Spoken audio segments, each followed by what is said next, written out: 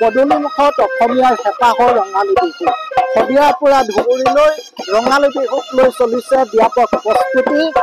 গাঁৱে চহৰে ধ্বনিত হৈছে ঢোল পেঁপাৰ মাত। আৰু এই মুহূৰ্তত মই উপস্থিত আছোঁ ঢকুৱাখানাৰ ঐতিহাসিক ফাটবিহু বাকৰিত। এই ফাটবিহু বাকৰিতে ফাটবিহু সমিতিৰ উদ্যোগত অনুষ্ঠিত হৈছে 12 দিনীয়াকৈ বিহু আৰু ঢোল বাদনৰ কৰ্মশালা। আৰু এই কৰ্মশালাত ঢকুৱাখানাৰ বিভিন্ন প্ৰান্তৰ 2 শতাধিক কণ কিশোৰ কিশোৰী অংশগ্ৰহণ কৰিছে। আৰু এই মুহূৰ্তত আমি NKTV দৰ্শকসকলক ফাটবিহুত অনুষ্ঠিত হৈ থকা সেই বিহুৰ আখৰাৰ মাজলৈ লৈ যাব বিচাৰিছোঁ।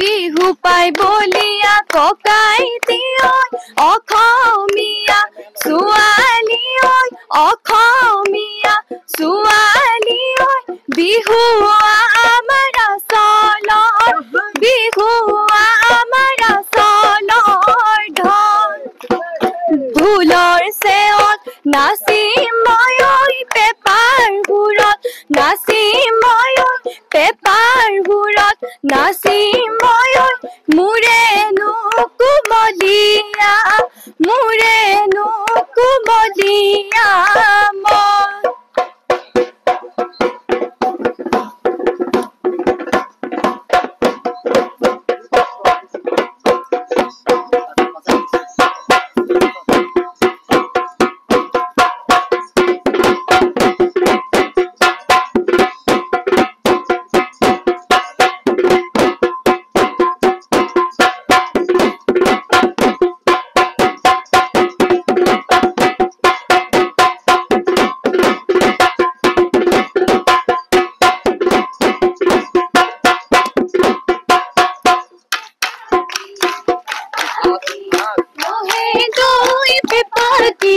रोहे दोई पेपाती पेपाती बाजी से को पेपाती बाजी से दोलोनी पथारत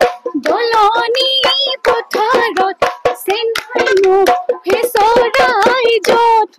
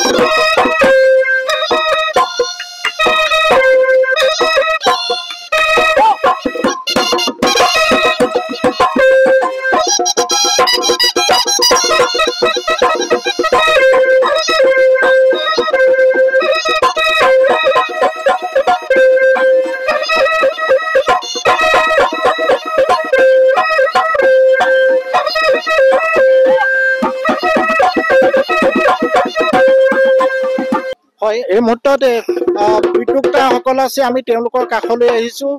ঢকুৱাখানাৰ ঐতিহাসিক ফাটবিহুৰ বাকৰি আৰু বহাগ বিহু পূৰ্বে ঢোল পেঁপাৰ মাতৰ ৰজন জনাই উঠিছে ফাটবিহু বাকৰি। কিমান দিনীয়াকৈ আয়োজন কৰা হৈছে এই বিহু কৰ্মশালা?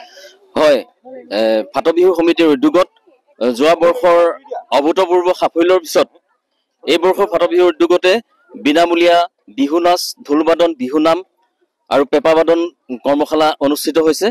ইয়াতে প্ৰায় 300ৰো অধিক প্ৰশিক্ষাৰ্থীয়ে অংশগ্ৰহণ কৰিছে। গতিকে আমাৰ এই ফাট বিহু সমিতিৰ যি প্ৰচেষ্টা, এই প্ৰচেষ্টা সঁচাকৈ শলাগ ল'বলগীয়া। কাৰণ আমাৰ ঐতিহ্য জীয়াই ৰখাৰ স্বাৰ্থত আমাৰ নৱপ্ৰজন্মক আমি আমাৰ ঐতিহ্যখিনি শিকাবৰ বাবে আমাৰ এই উদ্দেশ্য আছিল, আৰু এই উদ্দেশ্য আমি সফলভাৱে আমি ৰূপায়ণ কৰিবলৈ আমি চেষ্টা কৰিছোঁ। আমি প্ৰায় 10 গৰাকী প্ৰশিক্ষকে আমি ইয়াতে প্ৰশিক্ষণ প্ৰদান কৰি আছো। আমাৰ থলুৱা বিহু নাম বিহু নাচৰ ওপৰতে এই প্ৰশিক্ষণ কৰ্মশালা অনুষ্ঠিত হৈ আছে। গতিকে আমি এই চিগতে সকলো অসমবাসী ৰাইজক ৰঙালী বিহুৰ ওলগ আৰু ফাট বিহুৰ আগন্তুক শুভেচ্ছা আমি জ্ঞাপন কৰিছোঁ।